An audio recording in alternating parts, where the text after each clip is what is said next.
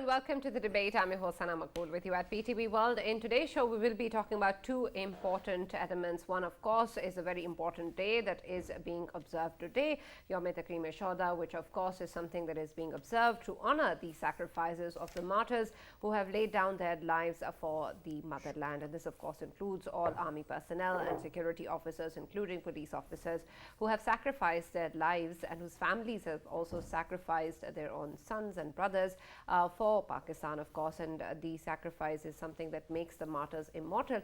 And this is important to remember, especially in light of what has recently happened in terms of how the very sacred monuments of the martyrs have been desecrated by the perpetrators and miscreants of May 9th and the violence that incurred. It is important, of course, also to make sure that the value of the martyrs is remembered and is something that is shared by the entire nation, and that we all stand by our security forces and armed personnel who have sacrificed their lives for Pakistan.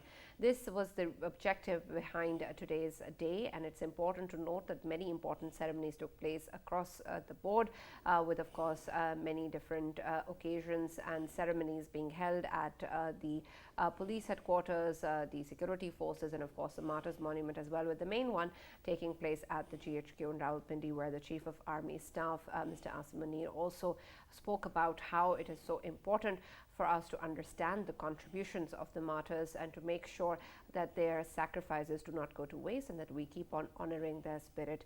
It is also important to note that he also talked about how May 9th and its incidents was deplorable and condemnable, and anyone who, of course, does not value or does not understand the sacrifices that the martyrs have made for the country does not understand the value of the soldiers and the way that they have sacrificed their lives. This also, of course, includes their families, who have also sacrificed numerous things, including, of course, their loved ones for the country, and something that was also shared by the Prime Minister and the Chief of Army Staff while meeting the families of the martyrs as well. So we're going to talk a little bit more about this particular day and the impact that this has had and how important and necessary it was to once again remind everyone that we stand by our martyrs and we have utmost value for their sacrifices. We're also, of course, going to be taking a look in our second segment at what the Foreign Minister, Mr. Bilawal Buhtto spoke earlier with reference to his visit to India as part of the SCO meeting. And this is important in terms of the kind of controversy that also took place in reference to the way that his counterpart spoke about allegations towards Pakistan and its involvement in terrorism as part of the narrative that we keep on hearing from India as well.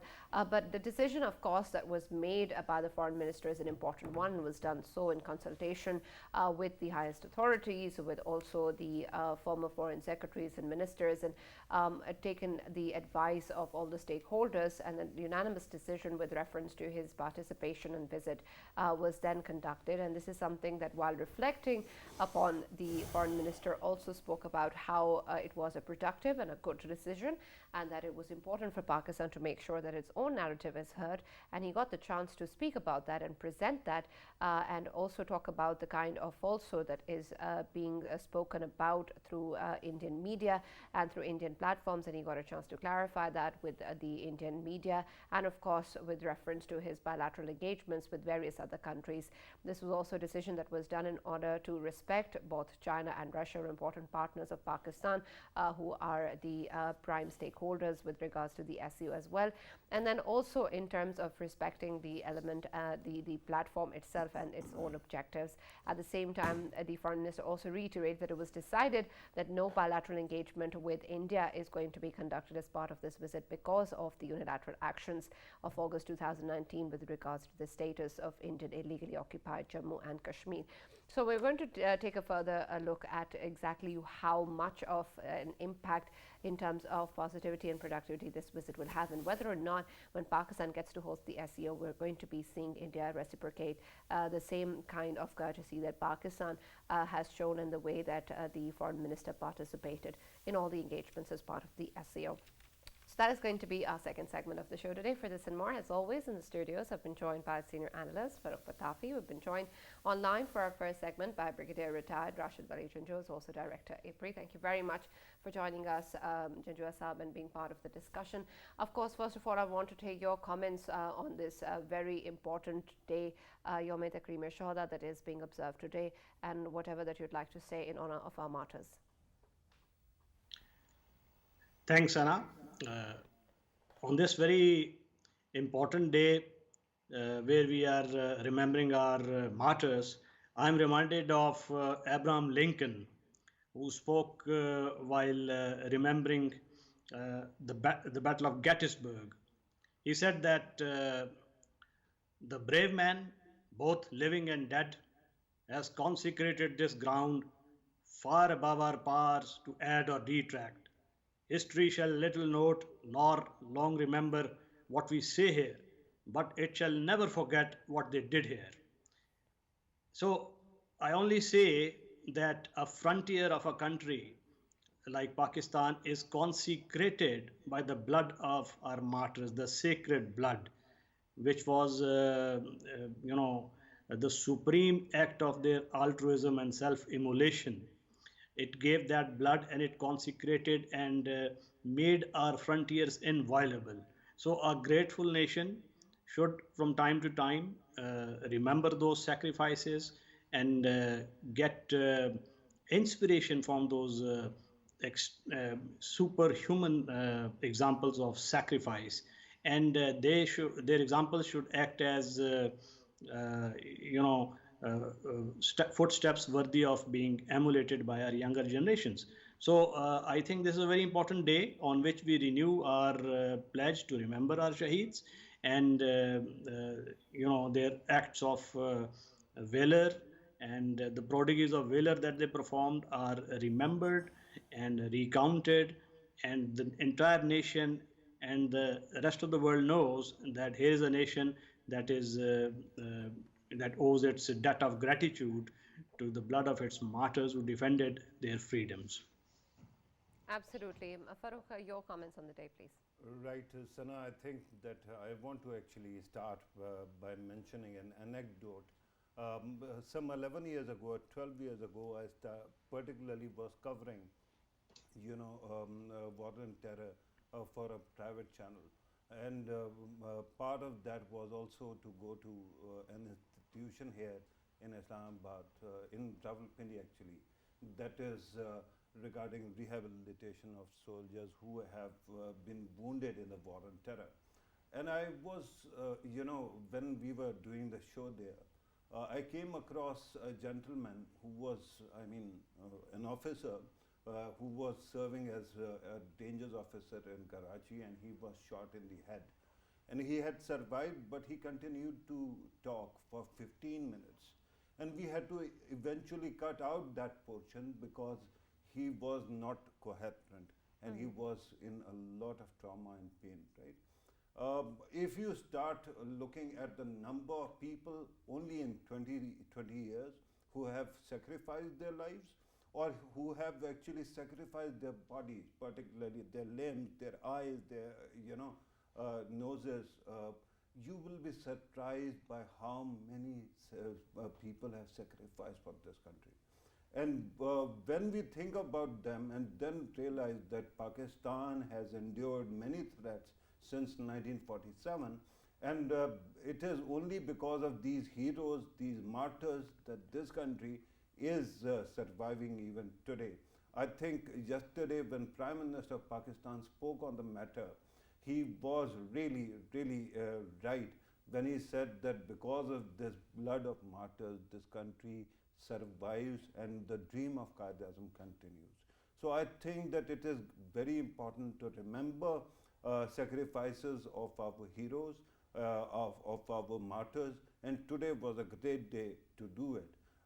And remember that there is also this reference, because why did we feel that it has to be done now? Because somehow one political party kind of proved through its rash or brash actions on May 9th that there are people who perhaps don't understand or perhaps don't value the sacrifices of these heroes.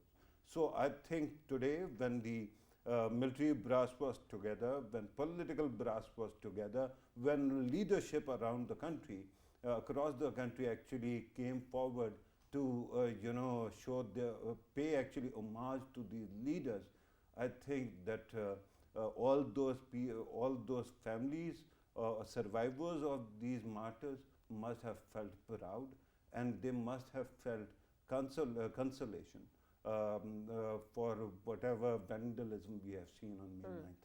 So I think this is an important day, and I hope that in coming days we see that it becomes a constant fixture. There used to be a Martyrs' Day that was observed in the past as well. But as I pointed out yesterday, during General Bajwa's time, because at that time terrorism was declining, there were other threats. Perhaps that day was also merged with Defense Day celebrations, and eventually it became Defense Day. But it is important, and that's why I really appreciated that today among those who were paying homage included General Bajwa as well. Absolutely, and we'll talk a bit more about that as well. Janjua Sahab, with reference to, of course, what has happened on May 9th, this was something that was spoken about by the Chief of Army Staff today as well. And we understand that it is all the more important to reiterate the value of the martyrs in light of what has happened. Can I please also have an understanding of exactly what you think in terms of the way that this day is being observed today and the value that it adds for those who have been hurt, but the families of the martyrs who have been hurt, and then also the way that the public or the people who have been part of this violence have treated or disrespected the sanctity of the martyrs. Do you think that this was also important in the sense that we need to make sure that this element is removed from the nation, that there's any way that you can disrespect a martyr? I'm reminded of a verse about charge of the light brigade, that when can their glory fade? Oh, the wild charge they made. You see, no amount of downplaying, desecration, or disrespect to the memory of martyrs can undo what they did. Like in the words of Abraham Lincoln, this frontier has been consecrated by their blood. That was the supreme act of sacrifice, that they laid down their lives willingly, bravely, and in sync with our martial lore and our religious traditions.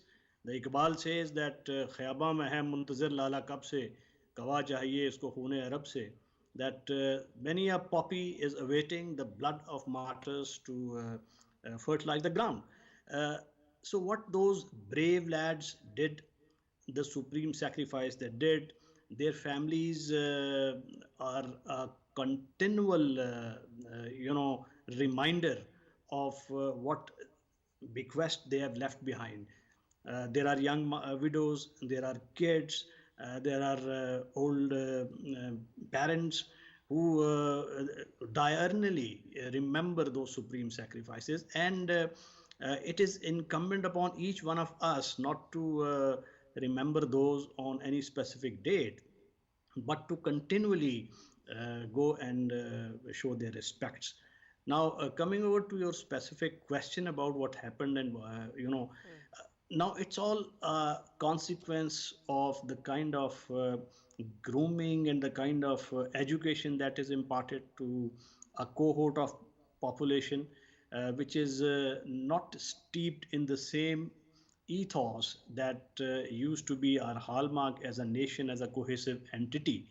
And education, literacy, discipline, and pride in our national values, I think these are some of the things that are amiss, and we need to recreate those things into our educational regimes, into our social fabric, our daily social intercourse. And these are the things that make a nation aware, responsible, mature, that come what may, the political infighting should not result in desecration. that is at the core of why and what we have seen on the May 9th, because of course, as I understand, this is something that is already being shared in terms of the education that you're referring to, or the way that people are brought up, and it's part of the curriculum, it's part of our history, and it's something that a lot of us have also learned growing up, and a lot of our children are doing the same. But in terms of what we see on May 9th, do you think that it can be fixed by such solutions, or is emerging out of a lack of education only? Primarily because of that. And Okay. secondly, when we get into the grip of a madness uh, which is uh, which is inebriating for the followers of a political cult, who are sold on populism, who are sold those unachievable dreams, and they start following a cult-like figure like a Pied Piper, and they put their rational thinking faculties to rest while going for a step that their leader asks them to embark upon. So that kind of madness, that kind of irrationality, that kind of indiscipline needs to be amenable to the force of reason, and the retributive action and the preventive action of the law enforcement agencies. I think that is the right antidote. And retribution, I think, is a must, because this sacrilege is not only a sacrilege to the memory of our martyrs, this is desecration of our national values. Absolutely. And Farrukh, I also want to understand in terms of what we talked about earlier with reference to what is being spoken about in terms of perhaps there being some sort of a contradiction or a rift between different ranks of the military, or perhaps the institution in itself not being on the same page. And you mentioned earlier that, of course, the former Chief of Army Staff was also present at the occasion today, and it's important in terms of also understanding that the sanctity of the institution is intact, that the harmony is intact. Do you think that this day also was important in this light? Sana, all those insinuations, I think, went away the day Corps Commanders meeting actually took place, and then we saw National Security Committee meeting also, where all the leaders, military leaders and then civilian leaders also spoke with one voice. I think there's no room for division or disagreements on these matters, because those who were instigating all this upheaval, they wanted to bring down the system, because this is what populists do. They want to take over the state without actually going through all the niceties of rising through ranks. But regarding the current leadership and former leadership being there, I think that while we are talking about General Bajwa, there is another general who was present, and I think that his contributions to the country are even higher, even though people don't know about him. General retired Nadeem Raza, the former Chairman Joint Chief of Staff Committee, has done a lot for this country. The kind of stories that we have never heard, the media never tells them. So I think that it was great that both these gentlemen were there, and they paid homage to the martyrs, laying wreath and all that. I think that in coming days, one answer is clear. Pakistan army cannot be divided, but today was not essentially about that. Remember that a country that has actually given so many sacrifices, and still, because the crisis is not over, and because of certain people in the past cut certain deals, and because of that the specter of terrorism revived, sacrifices haven't ended. Today a policeman was martyred, right, in Balochistan. Today two army of personnel were also martyred. This sacrifice continues. And what kind of nation would we be if we cannot tell people that we hold you in the highest esteem when you sacrifice for this nation? This is the only route to reach the top of the respect ladder in this country. Even a sepoy who is thought to be technically the lowest rank, his grave is saluted by 4-star generals. Why? Because they have sacrificed for this country, because they let go of the life. I mean, nobody can say that they don't value their own lives. You can talk about how other soldiers will rise, but remember that any son who dies, any brother, any father, they cannot be replaced. So these sacrifices are not limited to the people who sacrifice, but their families also. And families are with us, and we cannot afford to demoralize them. So today was an important day to remind the entire world. These sacrifices are not merely for this country, Sana. Pakistan has been sacrificing for the world peace. And this army, these law enforcement agencies, they have been sacrificing. Right. So anybody who wants to actually celebrate or giggle because Pakistan is in turmoil, they should be ashamed of themselves, because today civilization stands on our back. Right, and do you think that the people of Pakistan also needed this reminder? Do you think that the public has this shared belief of this value of the martyrs, and that in some elements is not shaken? Right, Sana, and this is the biggest and the saddest aspect of the story. That because there were so many people in our intellectual circles who actually were raised during the time of Afghan Jihad, and they kept on using all the terminology that glorified, non-state actors. Because once, all of a sudden, the entire program or direction of the country changed after 9/11, these people started spewing, conspiracy theories. Because of that, what has happened is a lot of people are not very clear that the state of Pakistan has not been fighting Islam or Muslims. It has only been fighting those who actually killed their own brother Muslims, right? And because of that, I think that we still need more effort. After APS Peshawar, I thought that we have developed this consensus. But remember, the Taliban apologists, the TTP apologists, the terrorism apologists haven't gone away. So they have actually kept on working, and you have seen how they have, found a foothold during PTI's time in the final days. And that's why we ended up having all this resurgence of TTP. Because of that, I think we need to redouble the effort to remind people what sacrifices are and what they mean for this country, even for religion and human civilization. Right, absolutely. Janjua Sahab, in light of course, the kind of increased security threats and challenges that Pakistan faces, and of course, we keep on hearing about security incidents and terrorist activities, particularly since the Taliban regime has taken over in Afghanistan, and there's been so much that has been lost, especially in terms of the lives of our soldiers and security personnel. How do we also ensure, while at the same time, when we value these sacrifices and these martyrs, that we're also able to provide the kind of security and protection that we need to our armed forces and personnel also, and to be able to equip ourselves with the kind of threat that is emerging? Yes, that's true. Our army has again embarked upon a major series of operations, and as you can see that there was a recrudescence of violence and terrorism in the wake of TTP's gaining back some foothold.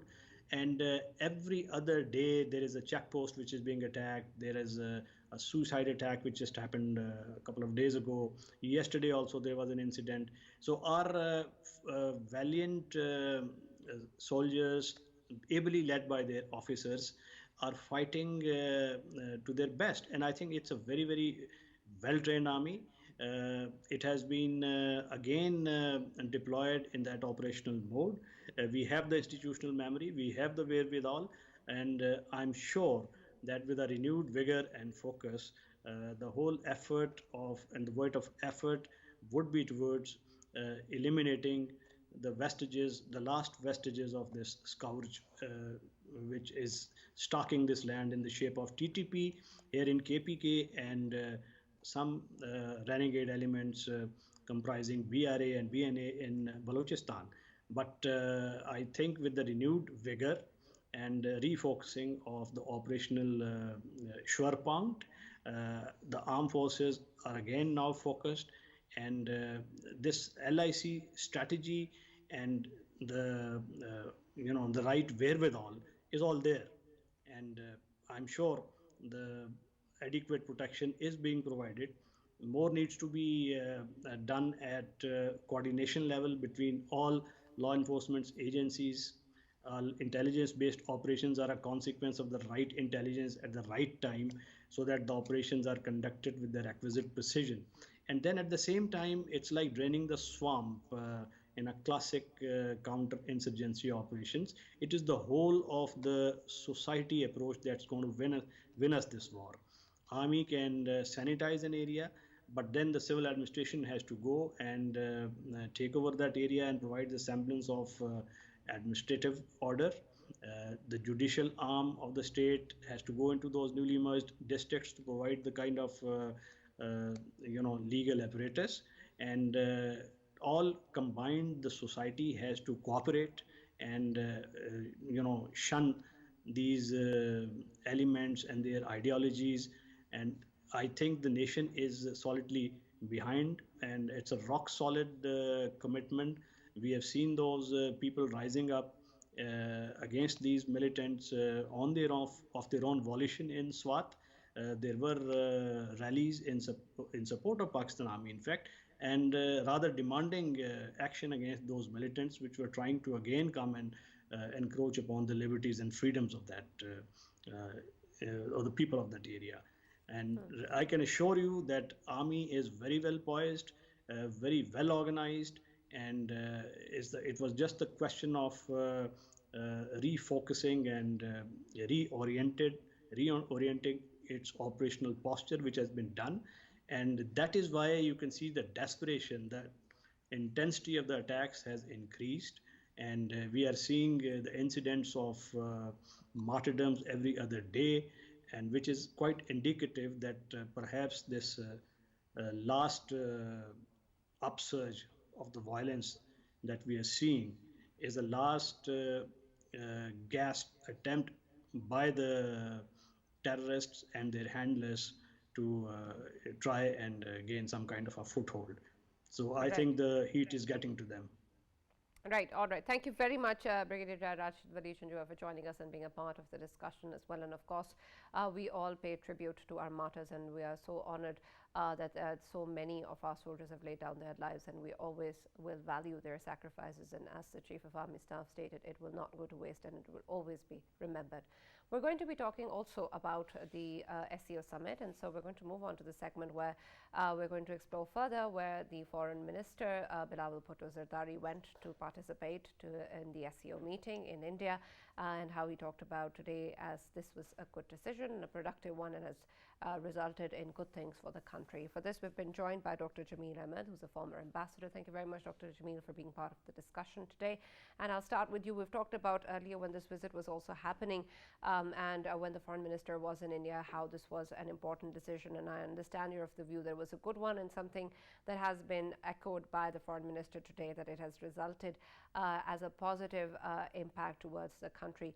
But in terms of the way that we have actually gained, especially in terms of the sharing of the narrative of the country, as the Foreign Minister highlighted, how much do you think that those values have actually been achieved by Pakistan, and how far will they go in terms of not just Indian media but also internationally? No, let's look at it from a different angle altogether now, because last time we discussed about just merit and demerit and what is SCO and all that. But basically, if we had not attended that, then what could have been the implication? One, there would have been a blackout of Pakistan's stand, Pakistan's narrative, Pakistan's rebuttal on various aspects. So that blackout could have been capitalized by India. So right from the very outset of the debate on this issue, people like myself, we were very, very clear about it that we should not leave such platforms unattended. So it was a good decision, and I guess it was a decision of the coalition party, that's the PDM, and that has reaped some fruits. For example, we have been always advocating about the international law. We've been always advocating that India is violating it. We have always been advocating that India is violating the human rights, and that's against the international law. We've been always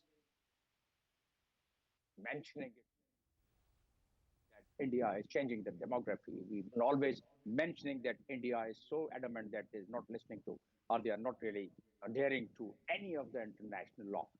So this is what we've been discussing. This is what we've been trying to project to the world and the other countries also. Um, uh, if this platform form, if Unfortunately, Ambassador Saab, we're experiencing some difficulty and we're unable to hear you, but we'll get back to you as soon as that's fixed and we'll hear more of your thoughts on this particular visit. Before, let me come to you in terms of what has been highlighted by the Foreign Minister. It also includes aspects of sharing Pakistan's narrative, as I spoke about earlier, also respecting countries such as China and Russia, and then also in terms of valuing the platform, as Ambassador Saab was also saying.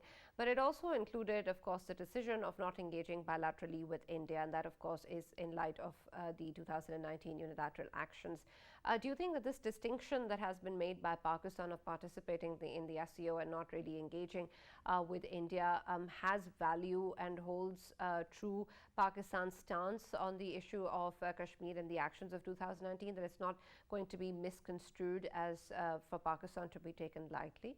Right, Sana, I think that today the foreign minister actually spoke very frankly, especially. Let me first welcome the fact that today the standing committee where he was speaking, the entire proceeding was aired live. So let us first welcome this transparency, because Parliament, as you know, its strength actually comes from its committee system. And I think that this checks and balances system is great. And then let me also praise the foreign minister. I think that throughout this past 1 year of our new political experience, 4 people that have emerged as giants and redeemed and increased their height in my eyes. One, the Prime Minister, the second, Foreign Minister, an amazing communicator, and he has been very effective. Then, former President Asif Ali Zardari, and finally, I keep on telling you, Shahid Rahman Sahaba, because the vigor with which he defended Pakistan's cause at various forums, COP and others, that was great. So today the foreign minister spoke very candidly, and he actually highlighted why it was important to go to SCO. Pakistan could not actually vacate or leave its seat empty just because it was happening in India. And simultaneously, just to actually emphasize that we cannot undermine Pakistan's stated stance on Kashmir, Pakistan did not want to go for a bilateral either. So of course everybody kept on talking about the body language, especially of Indian external affairs minister and whatnot.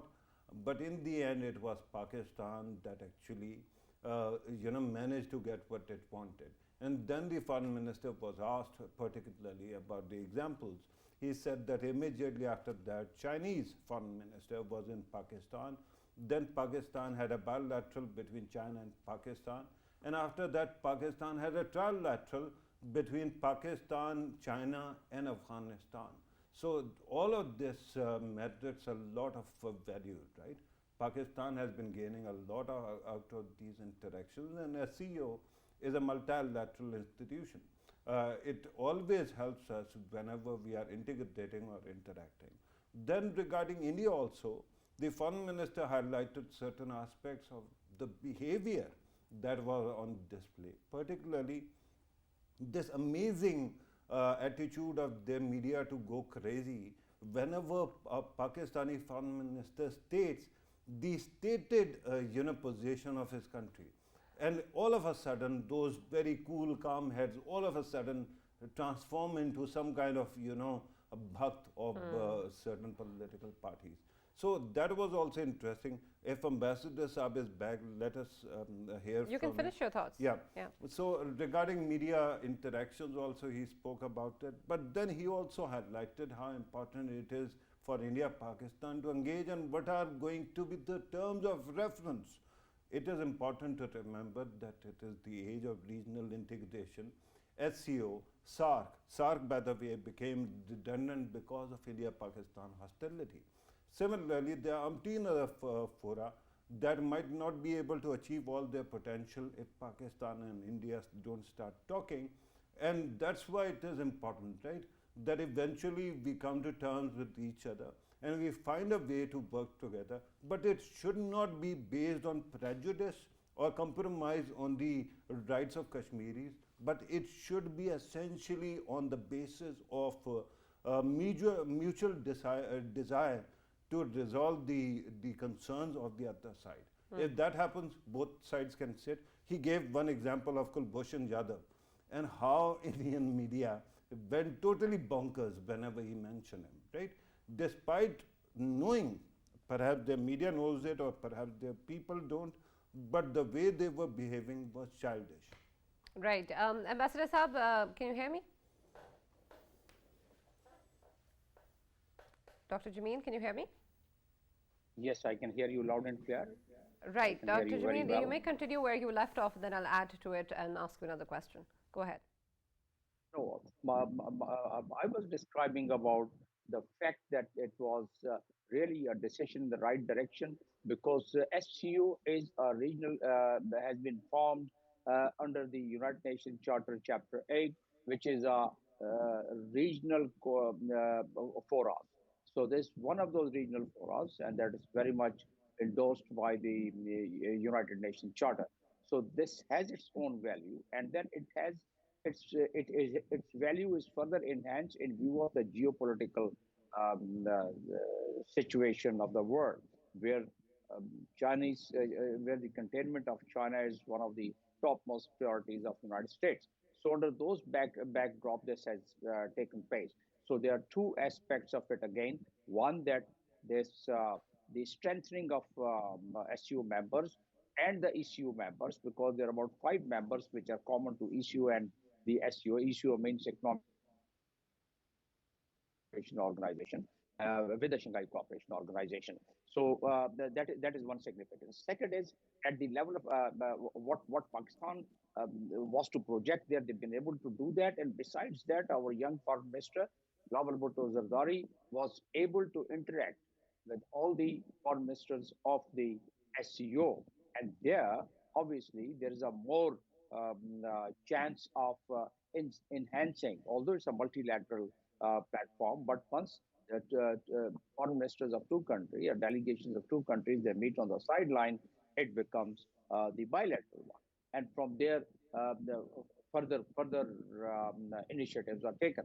So that's one. Second was that at the very outset, the host, which is the foreign minister of India, they started having the same rhetoric that cross-border terrorism and there's no justification of terrorism in any part of the, without naming Pakistan. So the same rhetoric started, and the terrorism and the activities of terrorism should be blocked immediately. So Bilawal Bhutto Zardari immediately responded, and if he was not there, no one would have responded to that the violation. Right, absolutely. We're still having some trouble understanding, but Ambassador Saab, I'll pose another question if we can still hear you, with reference to, of course, what has happened in terms of the allegations and the way that the Indian counterpart has also commented post the SCO summit. We heard the foreign minister speaking about how he responded to all of that as soon as he landed. And then, of course, also moving forward through official and diplomatic channels, he was also able to share the same sentiments.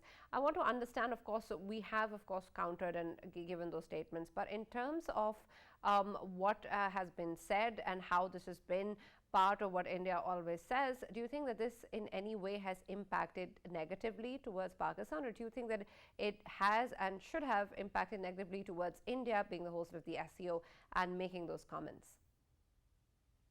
I think it depends which group of countries are assessing this. So most of the countries, those who have some value for the human rights, most of the countries, those who have full cognizance of the international law, they definitely would have an impression and a good impression of what Pakistan has said at that platform in response to the foreign minister's statement of India. And one of the one of the terminology which our foreign minister has coined is the weaponizing terrorism as a diplomatic tool. Because prior to his speech, the Indian side had mentioned about the cross-border terrorism, and it has to be stopped. So same very rhetoric. But this time, he responded by saying that weaponizing terrorism as a diplomatic tool. So that is something new terminology which he has coined, and he has been able to project it quite well. And likewise, he was able to face Indian media, and Indian media, although they were not very positive about it, but he was able to, with his own style and with his own demeanor and with his own talks, he was able to, catch a very good attention of the Indian population as well, which subsequently would help once it comes to the realization of why the relations between India and Pakistan is not really being being reached to some kind of a level of working relation. At least Bilawal Bhutto Zardari statement and also the arguments during this engagement with the SCO, and after that, he's been able to resonate his point of view and Pakistan's point of view in regard and in relation to what international platforms such as the Human Rights Council and Human Rights Commissioner and those dossiers of the United Nations Secretary General. So all those things is refreshed once again. And then, although it's not directly related to the SCO, but immediately after that, once Indians, they had this working group G20 meeting in Kashmir, that also bounced back. So there was one platform where Bilawal Bhutto Zardari was able to put across his point of view, and that was in line with international feelings in terms of violation of the human rights. And once Indians, they took, and they had already planned that, holding this working group meeting in the disputed territory, that also bounced back. So the SCO meeting in Bilawal Bhutto Zardari's projection of our point of view, it also impacted in indirectly, in many respects, the second trick which India wanted to play by trying to have the endorsement of the international community, at least psychologically, that Kashmir is all, there is nothing alarming, and it's all normalcy. So people have now seen it, and it came into the limelight of the entire world, and then the world started focusing. So basically, what happens is in the international diplomatic arena that a consistency and continuity is required. So one event is linked to another event in terms of certain narratives, and also in terms of emphasizing time and again at various platforms and in various under various frameworks. So Right. that was very well achieved by the foreign minister. And Okay. I, as the right from the very beginning, as I've been mentioning, and people like myself, that we could not really expect that, by participating at the multilateral forum, we would be able to resolve our Kashmir matter. No, that Of was not course. aimed at, and this platform was not meant for it. Hmm. Basically, what was needed there is that that we should reap the fruits of the platform, which is multilateral platform, and Pakistan being a very vital country in it in terms because of its connectivity, and connectivity is under their charter, this SCO charter. It very clearly emphasizes on the connectivity and trade commerce. So Pakistan, for India, it's very crucial so far as the connectivity is concerned.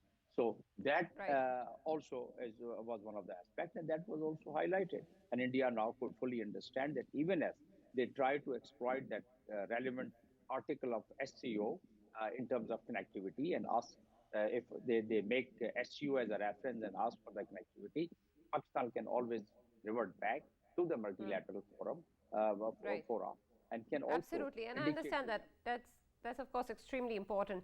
Farrukh, with reference to of course the SCO summit and Pakistan also getting to host that in 2026 to 27, we understand that the foreign minister expressed his hope or the fact that the possibility that the Indian counterpart is going to also participate and be part of that summit.